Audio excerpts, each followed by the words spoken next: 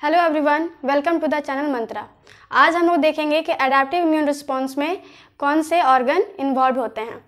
जैसे कि हम लोग इम्यून सिस्टम में देखे थे कि इम्यून सिस्टम जो है वो सेल, ऑर्गन और टिश्यू से मिलकर बना है। ये सब इंक्लूडेड होता है इम्यून सिस्टम में। तो आज हम लोग ऑर्गन के बारे में देखने वाले हैं कि कौन ऑर्गन जो है वो इन्वॉल्व है एडेप्टिव इम्यून रिस्पॉन्स में। तो एडेप्टिव इम्यून रिस्पॉन्स में जो ऑर्गन होता है उसका क्या काम होता है। तो जो भी इम्यून सेल्स होते हैं, जो एडेप्टिव इम्यून सेल्स हैं, बी सेल, टी सेल, ठीक है, तो उसका मैचुरेशन, प्रोलिफरेशन और डिफरेंशिएशन, ये तीनों फंक्शन जो होता है वो लिम्फॉइड ऑर्गन में किया जाता है। लिम्फॉइड ऑर्गन जो होता है वो दो भागों में डिवाइडेड है। एक है प्राइमरी लिम्फॉइड ऑर्गन और दूसरा है secondary lymphoid organ. Primary lymphoid organ में हम लोग एग्जाम्पल देखेंगे बोन मैरो का और थाइमस का। सेकेंडरी लिम्फॉइड ऑर्गन में हम लोग देखेंगे स्प्लीन का, लिम्फ नोड का और माल्ट का, म्यूकोसा एसोसिएटेड लिम्फॉइड टिश्यू का। प्राइमरी लिम्फॉइड ऑर्गन में क्या होता है, तो प्राइमरी लिम्फॉइड ऑर्गन जो है वो maturation of B and T cell के लिए रिस्पॉन्सिबल है, ठीक है। जिसमें हम लोग सबसे पहला क्या देखने वाले हैं, बोन मैरो। बोन मैरो में क्या होता है, तो जो बी सेल का सिंथेसिस एंड मैचुरेशन दोनों जो है फंक्शन, उसका ओरिजिनेशन हो, उसका ओरिजिन हो, उसका सिंथेसिस हो या फिर उसका मैचुरेशन हो, बी सेल का, वो तीनों फंक्शन जो होता है वो बोन मैरो में ही कंडक्ट होता है। इसीलिए बी सेल को बी कहा गया। बी जो है वो बोन मैरो से है, ठीक है, कि ये बोन मैरो में इसका मैचुरेशन हो रहा है तो इसको हम लोग बी सेल कहते हैं। और जो थाइमस में टी सेल का मैचुरेशन होता है, इसीलिए टी सेल को टी सेल कहा जा रहा है। क्यों? क्योंकि टी सेल का मैचुरेशन कहाँ हो रहा है, थाइमस में हो रहा है। ठीक उसी तरीके से यहाँ पे टी सेल का सिंथेसिस बोन मैरो में होता है। टी सेल का सिंथेसिस एंड बी सेल का सिंथेसिस, इसमें कंफ्यूज नहीं होना है। ये हमेशा ये क्वेश्चन पूछा जाता है कि बी सेल का सिंथेसिस और टी सेल का सिंथेसिस कहाँ होता है। तो सिंथेसिस बोन मैरो में हो रहा है, लेकिन टी सेल का मैचुरेशन कहाँ होता है, थाइमस में होता है। और बी सेल का मैचुरेशन बोन मैरो में ही होगा। जब बी सेल का मैचुरेशन हो जाता है तो मैचुरेशन होने के बाद ये सेकेंडरी लिम्फॉइड ऑर्गन में मूव कर जाता है, माइग्रेट कर जाता है। क्यों माइग्रेट करेगा? क्योंकि वहाँ जाकर के उसको रिस्पॉन्स शो करना है फॉरेन एंटीजन के खिलाफ, उसके अगेंस्ट में उसको इनकाउंटर करना है, रिस्पॉन्स शो करना है, ठीक है। आगे हम लोग देखते हैं, ये आपका क्या है, बोन मैरो। ये क्या है, बोन मैरो, ठीक है। बोन मैरो में आपका जो है टी सेल का भी सिंथेसिस बोन मैरो में ही होता है और बी सेल का भी सिंथेसिस बोन मैरो में ही होता है। फिर ये टी सेल क्या कर रहा है, माइग्रेट कर रहा है, कहाँ पे, थाइमस में। थाइमस में माइग्रेट किया, जाने के बाद ये जो आपका है क्या हो गया, मैच्योर हो गया, मैच्योर टी सेल। फिर ये मैच्योर टी सेल क्या कर रहा है, जा रहा है सेकेंडरी लिम्फॉइड ऑर्गन के पास। सेकेंडरी लिम्फॉइड ऑर्गन के पास फिर ये क्या शो करता है, तो cell mediated immune response show करेगा। बी सेल क्या है, इमैच्योर बी सेल है अभी। ये इमैच्योर बी सेल क्या होता है, बोन मैरो में ही क्या होगा, मैच्योर होगा। ये क्या होगा, आगे चल के मैच्योर हो जाएगा बोन मैरो में। और आफ्टर मैच्योरेशन जो बी सेल है वो फिर कहाँ जाएगा, तो सेकेंडरी लिम्फॉइड ऑर्गन में जाएगा। यहाँ ये क्या शो करता है, तो ह्यूमरल रिस्पॉन्स देखने को मिलता है। तो ये एक ओवरऑल प्रोसेस है कि बी सेल और टी सेल जो है वो कैसे रिस्पॉन्स शो करेगा, इम्यून रिस्पॉन्स कैसे शो करता है। तो हम लोग पहले ही पढ़े हैं कि टी सेल जो होता है वो cell mediated immune response show करेगा और जो बी सेल होता है वो ह्यूमरल रिस्पॉन्स शो करता है। क्यों? क्योंकि बी सेल आगे चल करके एंटीबॉडी प्रोड्यूस करने वाला है। तो यही मेन है कि बनता कहाँ है और इसका मैचुरेशन कहाँ हो रहा है और आगे चल करके ये इम्यून रिस्पॉन्स शो कहाँ करता है। ये ओवरऑल उसी का एक डायग्राम है। नेक्स्ट हम लोग देखते हैं थाइमस। थाइमस में क्या हो रहा है, तो मैचुरेशन हो रहा है टी सेल का। टी सेल का सिंथेसिस कहाँ हो रहा है, बोन मैरो में। थाइमस जो होता है वो बाइलोब्ड होता है, बाइलोब्ड ऑर्गन है, ठीक है, दो लोब का बना हुआ है। और क्या होता है ये, तो ये हार्ट के अबव सिचुएटेड होता है। इसका सिचुएशन, ये इसका लोकेशन कहाँ है, तो ये एक बाइलोब्ड ऑर्गन है और ये सिचुएटेड है अबव द हार्ट। जो लोब होता है, दो लोब है ना, दो लोब का बना हुआ है। तो एक लोब जो है, ईच लोब सराउंडेड है किससे से, कैप्सूल से। कैप्सूल जो होता है वो कनेक्टिव टिश्यूज होते हैं, उससे सराउंडेड है, जो फर्दर डिवाइड हो जाएगा किस में, लोब्यूल में। किस में डिवाइड होगा, लोब्यूल में डिवाइडेड हो जाएगा। और जो ईच लोब्यूल जो है वो सेपरेटेड होता है एक दूसरे से। कैसे सेपरेटेड होता है, तो वहाँ पे ट्यूबरक्यूले प्रेजेंट होता है, ठीक है। ट्यूबरक्यूले उसको कहा गया है जिससे वो सेपरेटेड है। दोनों के बीच में जो प्रेजेंट है ना उसको बोलेंगे कनेक्टिव टिश्यू, वो हो गया ट्यूबरक्यूले।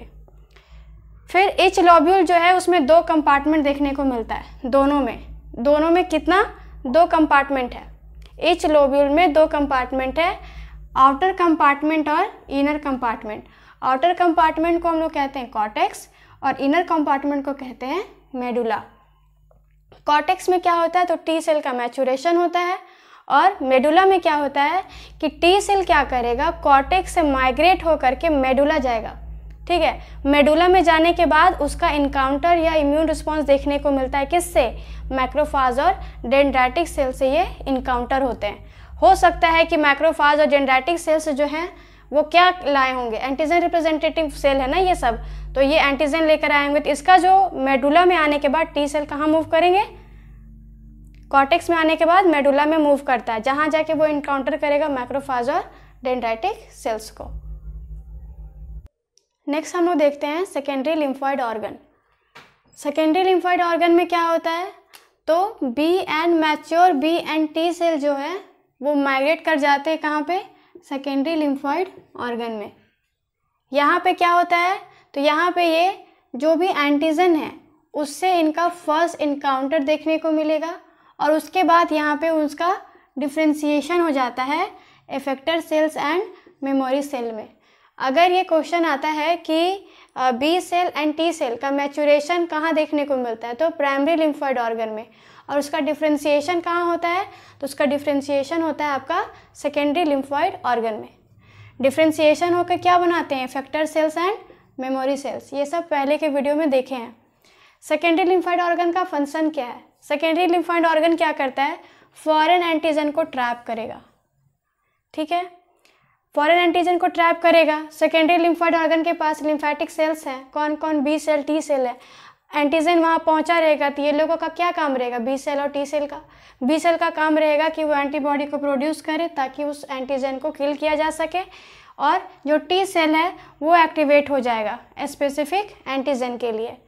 एडेप्टिव इम्यून रिस्पॉन्स का नाम आते ही ये ध्यान में रहना चाहिए कि ये हमेशा स्पेसिफिक एंटीजन पे ही ये काम करेगा, नॉन स्पेसिफिक नहीं काम करता है। मतलब अगर आपके बॉडी में मान लीजिए कि माइकोबैक्टीरियम ट्यूबरक्लोसिस जो है उसका एंटीजन मान लीजिए कि बॉडी में एंटर किया, तो B cell and T cell का क्या काम है, ये सेफ फॉर एग्जाम्पल है। तो बी सेल और टी सेल क्या करेगा, तो इसके स्पेसिफिक में ही ये जो है अपना एंटीबॉडी या फिर cell mediated immune response show करेगा। अगर मान लीजिए कि कोई मलेरिया का प्लाज्मोडियम, ठीक है, मलेरिया का कोई प्लाज्मोडियम अगर बॉडी में एंटर कर गया, तो इसके लिए बी सेल फिर टी सेल जो मेडिएटेड जो रिस्पॉन्स देखने को मिलेगा वो भी सिर्फ मलेरिया के लिए होगा, प्लाज्मोडियम के लिए होगा, ठीक है। माइकोबैक्टीरियम ट्यूबरक्लोसिस है तो उसके लिए भी अलग रिस्पॉन्स देखने को मिलेगा। अगर सल्मोनेला टाइफाई एंटर कर गया, ठीक है, तो वो क्या है, टाइफाइड का है, तो सल्मोनेला टाइफाई के लिए बी सेल और टी सेल फिर अलग। मतलब ये है कि एडेप्टिव इम्यून रिस्पॉन्स जो है वो स्पेसिफिक ही एंटीजन पे एक्ट करेगा। ये नहीं कि कोई भी एंटीजन आया और सारे जो भी रिस्पॉन्स है इम्यून रिस्पॉन्स सब शो करेगा, ऐसा नहीं है। स्पेसिफिक के लिए अलग अलग ही रिस्पॉन्स शो करने को देखने को मिलता है। लेकिन जो इनेट इम्यून रिस्पॉन्स हम लोग जो पढ़ते हैं उसमें क्या होता है कि कोई भी सेल आ जाए, चाहे वो माइकोबैक्टीरियम हो या तो फिर आपका प्लाज्मोडियम हो या सल्मोनेला टाइफाई हो, कोई भी एंटीजन बॉडी पैथोजन बॉडी में एंटर करेगा, सब के लिए वो इनेट इम्यून रिस्पॉन्स शो करेगा तो करेगा, इन्फ्लेमेशन काउज करेगा, जो भी उसका फंक्शन है वो करेगा। लेकिन एडेप्टिव इम्यून रिस्पॉन्स जो होता है वो स्पेसिफिक होता है, हर एक एंटीजन के लिए अलग इम्यून रिस्पॉन्स शो करेगा वो, ठीक है। अब हम लोग पढ़ते हैं कि सेकेंडरी लिम्फॉइड ऑर्गन में क्या है, स्प्लीन है। हम लोग इसमें 3 एग्जाम्पल पढ़ने वाले हैं। पहला है स्प्लीन, दूसरा है लिम्फ नोड, तीसरा है माल्ट। अभी देख रहे हैं स्प्लीन। स्प्लीन जो है वो लार्जेस्ट सेकेंडरी लिम्फॉइड ऑर्गन है। क्या है, लार्जेस्ट सेकेंडरी लिम्फॉइड ऑर्गन है। और ये इसका काम क्या है, जब सेकेंडरी लिम्फॉइड ऑर्गन का ही फंक्शन है कि वो फॉरेन एंटीजन को ट्रैप करता है, तो स्प्लीन भी क्या करेगा, फॉरेन सब्सटेंस को ट्रैप करेगा। स्प्लीन वो जगह है जहाँ पे ये मेजर साइट है एंटीबॉडी प्रोडक्शन का। एंटीबॉडी सिंथेसिस जो होता है वो मेजरली कहाँ होता है, तो वो आपका होता है स्प्लीन में, और जहाँ से सर्कुलेट होना है तो वो भी स्प्लीन से ही मेजरली सर्कुलेट होता है। ठीक है, आगे है कि जो स्प्लीन में है वो पैरेन्काइमा प्रेजेंट होता है। तो पैरेन्काइमा में 2 डिफरेंट टाइप्स ऑफ टिश्यूज़ देखने को मिलते हैं। ठीक है, पैरेन्काइमा में 2 डिफरेंट टाइप ऑफ टिश्यूज़ देखने को मिलता है। पहला होता है वाइट पल्प और दूसरा होता है रेड पल्प। वाइट पल्प में क्या होता है, तो मैक्रोफाज और लिम्फोसाइट को ये कंटेन करता है। Lymphocyte means B and T cell के बारे में बात हो रहा है। ठीक है, रेड पल्प में 2 चीज़ होता है, एक होता है वेनस साइनसेस और एक होता है स्प्लेनिक कोड। साइनसेस, जो वेनस साइनसेस, साइनसेस का मतलब हो गया लिम्फेटिक चैनल। क्या हो गया, लिम्फेटिक चैनल। ठीक है, तो एक आपका यहाँ पे वेनस साइनसेस देखने को मिलता है और एक होता है आपका स्प्लेनिक कोड देखने को मिलता है। स्प्लेनिक कोड में क्या है, तो RBC, microphage, lymphocytes, plasma cell, granulocytes. ये एक बेसिक अंडरस्टैंडिंग होना चाहिए कि अगर सेकेंडरी लिम्फोइड ऑर्गन के बारे में पढ़ रहे हैं तो वहाँ पे आपको सारे तरीके के इम्यून सेल्स मैक्सिमम आपको देखने को मिलेंगे, क्योंकि सेकेंडरी लिम्फोइड ऑर्गन में क्या होना है, तो एंटीजन से इनकाउंटर करना है, उसके लिए रिस्पॉन्स शो करना है, तो वहाँ पर इम्यून सेल्स प्रेजेंट होगा। ठीक है, तो इम्यून सेल्स में यहाँ अडेप्टिव इम्यून सेल्स में आपके बी एंड टी सेल यहाँ प्रेजेंट होंगे। और फिर रेड पल्प में आपको क्या देखने को मिलता है, RBC, macrophage, lymphocytes, plasma cell, granulocytes. कहने का मतलब है न्यूट्रोफिल्स, इज़ोनोफिल्स के बारे में बात हो रहा है। तो ये सारे सेल्स आपको वहाँ पे देखने को मिलता है। अब देखना है कि रेड पल्प का जो है वो फंक्शन क्या होता है, ये क्या करता है। तो रेड पल्प का मेन काम है प्लेटलेट को स्टोर करके रखना। प्लेटलेट क्या करता है, प्लेटलेट का तो फंक्शन पता ही होगा कि प्लेटलेट जो होता है वो कोगुलेशन में हेल्प करता है, कोगुलेशन। ठीक है, जो और दूसरा इसका फंक्शन क्या है, तो जो भी डिफेक्टिव या रप्चर्ड जो आपके ब्लड सेल्स हैं उसको क्या करना है, रिमूव करना है, चाहे वो प्लेटलेट से क्यों ना हो। जो भी रप्चर्ड है उसको वो रिमूव करेगा, जो भी डिफेक्टिव पीस है उसको निकालो। फीटल लाइफ में क्या देखने को मिलता है, तो ब्लड सेल्स के फॉर्मेशन में भी रेड पल्प का एक रोल होता है।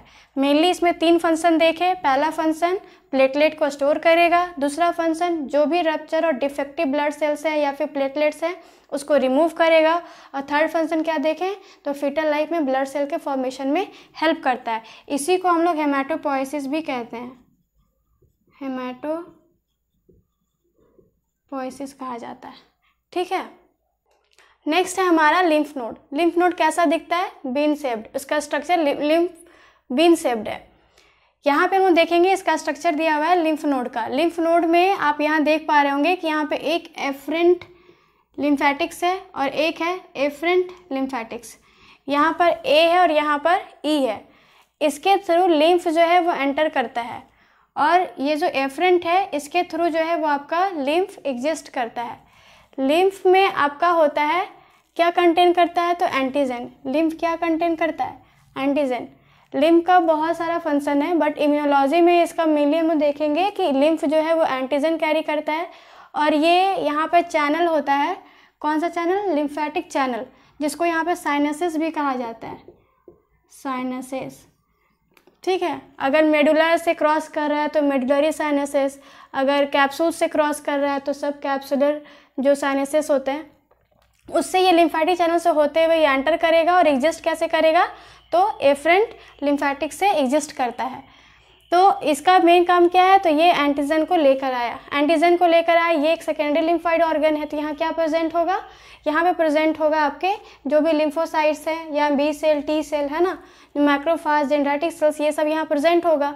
तो ये जब क्रॉस करता है लिम्फेटिक वेसल्स के थ्रू, तो जो भी एंटीजन होते हैं उस एंटीजन के लिए क्या होता है, इम्यून रिस्पॉन्स शो करता है। यहाँ पे प्रेजेंट जो भी लिम्फोसाइट्स होते हैं, मैक्रोफाज होते हैं, वो सब उसको या तो फैगोसाइटोसिस कर देंगे। जो मैक्रोफाज है वो क्या करेगा, जो एंटीजन लिम्फ लेकर आया है उसको वो फैगोसाइटोसिस कर देगा। जो बी सेल है वो क्या करेगा, एंटीबॉडी बनाएगा और उसको डिस्ट्रक्ट करेगा। तो यहाँ पे लिम्फोसाइट्स प्रेजेंट होते हैं और लिम्फ यहाँ से क्या करता है, एंटीजन को लेकर आता है, और जब ये वापस आता है लिम्फ में जो ब्लड जो है वो क्या है, वो फिर वो प्योर होके वापस चला जाता है। इसीलिए इसको लिम्फ नोड को फिल्टर भी कहा जाता है कि यहाँ पे जो गंदगी है उसको क्लियर करो और जो साफ़ है उसको लेके आगे लेके चलो।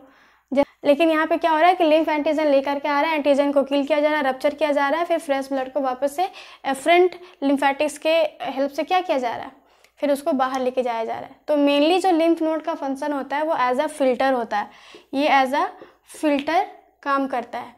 दिखता कैसा है, बीन शेप्ड है, देख भी रहे होंगे, है ना। वेरियस रीजन, ये थ्रू आउट द बॉडी फैला हुआ है, ऐसा नहीं कि स्पेसिफिकली कि थाइमस जैसे कहाँ प्रेजेंट है तो उस तरीके से इसका नहीं, ये through out the body present है हर एक जगह पे। इसमें भी मेडुला एंड कॉर्टेक्स देखने को मिलता है, जैसे थाइमस में हम लोग देख रहे थे। किससे सराउंडेड है, तो कैप्सूल ऑफ कनेक्टिव टिश्यू। तो ये जो आपके ऐसे ये जो है ये आपका क्या है, कनेक्टिव टिश्यूज़ है, जो किससे है, तो कैप्सूल से है। फिर ये जो होता है इसमें क्या, ऑब्वियसली सेकेंडरी लिम्फोइड ऑर्गन है, तो यहाँ पे मैक्रोफाज, लिम्फोसाइट्स, डेंड्राइटिक सेल्स देखने को मिलेगा। काम क्या है, तो एंटीजन को ट्रैप कर रहा है। आप देख रहे हैं कि कैसे ये एंटीजन को ट्रैप कर रहा है।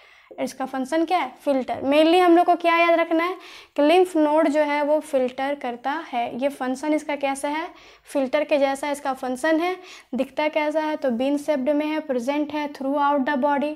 क्या है, तो मेडुला एंड कॉर्टेक्स दो रीजन इसमें देखने को मिलता है, ठीक है। और भी बहुत सारे स्ट्रक्चर है। ये जो स्ट्रक्चर होता है इसको कहते हैं कनकेव सरफेस, और ये जो स्ट्रक्चर होता है इसको कहते हैं कन्वेक्स सरफेस देखने को मिलता है। कनकेव सरफेस को ही हाइलम कहा जाता है, जिसमें वेन, आर्टरी और एफरेंट लिम्फेटिक्स आते हैं, ठीक है। नेक्स्ट देखते हैं माल्ट। माल्ट का फुल फॉर्म क्या होता है, म्यूकोसा एसोसिएटेड लिम्फोइड टिश्यू। तो मेनली हम ये देखेंगे कि ये माल्ट जो है वो कहाँ आपका लोकेटेड है। तो लोकेटेड है lining of respiratory, digestive and gastro urinary tract पे, ठीक है। ये दो टाइप का होता है, एक होता है बाल्ट और दूसरा होता है गाल्ट। बाल्ट मतलब bronchial associated lymphoid tissue, bronchial associated lymphoid tissue. GALT कहाँ हो गया, तो गट एसोसिएटेड लिम्फोइड टिश्यू। इसमें एग्जाम्पल हम लोग पढ़ते हैं टॉन्सिल्स, एडिनोइड्स, पेयर्स पैचेस देखने को मिलते हैं कहाँ पे, तो स्मॉल इंटेस्टाइन के स्पेशलाइज्ड रीजन में। तो मेनली हम लोग यहाँ ये देखना है कि माल्ट कहाँ लोकेटेड है। तो लोकेटेड है respiratory, digestive and gastro urinary tract. Respiratory, तो ये जो बाल्ट होगा वो आपका ब्रोंकियल नेम से ही सजेस्ट कर लेना कि कहाँ पे कौन प्रेजेंट है। तो आज हम लोग देखें कि एडेप्टिव इम्यून रिस्पॉन्स में कौन कौन से मतलब ऑर्गन इन्वॉल्व हैं। तो इसमें हम लोग देखें लिम्फोइड ऑर्गन को, प्राइमरी लिम्फोइड ऑर्गन जिसमें हम लोग पढ़े आपके बोन मैरो और थाइमस को। फिर हम पढ़े सेकेंडरी लिम्फोइड ऑर्गन जिसमें हम लोग देखें spleen, lymph node and malt को। नेक्स्ट वीडियो में हम लोग एंटीजन देखेंगे।